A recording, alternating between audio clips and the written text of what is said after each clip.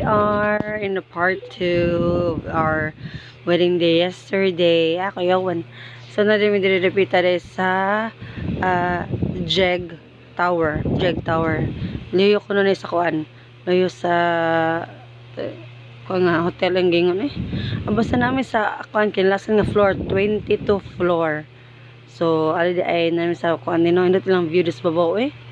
Mga panuhot dahil hasta imong bugan din magkirig-kirig sa katugnaw kaya nag-ulan pa, hangin pa so Ginoo ko tabang sa mga langit. So no picture taking din siya ay bahalag ngit-ngit na or kuan na kalimlim na. So siya ano pa anak na ko ni tawga maari gud ma-video hira gud ko ma-picture ko mga nag-twirl ko ma. Yan sa diyan nasuko siya kay napilapli ang cousin. Maldita jud eh.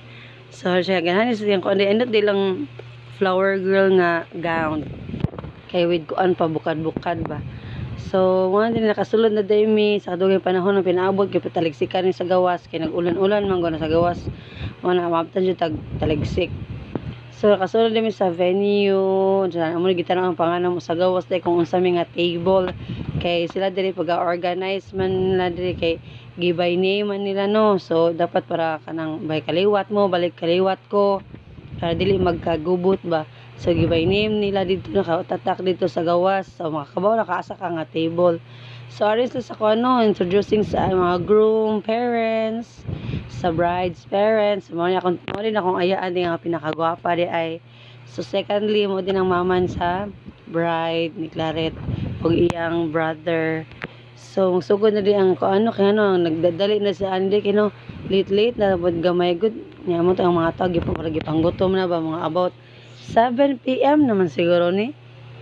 So ilan na lang gipaspasan gamay kay para magsugod na jud ang kaon which is mo gipaabot sa mga tao baka aron sa makarelax na pilang otok ug antiyan. Nya dili pa na sayon pa ilang pag-ano kay sa kadaghan murag out kuan murag 160 plus people man din abot diri kay every table by 10 man nya 16 ka table. So kuan jud lapas gyud 100 kapin. Oh, so pati dyan daghana mo din dapita. Sa mo tiwaswasan gamay kay daghan-daghan jud i-accommodate abot sa pagkaon. So nya gabaw no kagutom-gutom nagitan din dapita kay ako wa jud paniud to. Ngayon nakasnack kung ko gamay pero lahi jud nang makakaon jud kanon ay. Yan apo siya kay patutoy. Isa jud sa ning mag agwanta kasi yung kuan. So ari din dapita last na din gawas akong kuan day gagaw pod nga usa. Manang yang younger brother. So, while waiting na din sa bride, nga mo kuan, musulod sa entrance. Kay kuan na, magsugod na ang lafang. So, mo, then, nasod na ato ang newlyweds.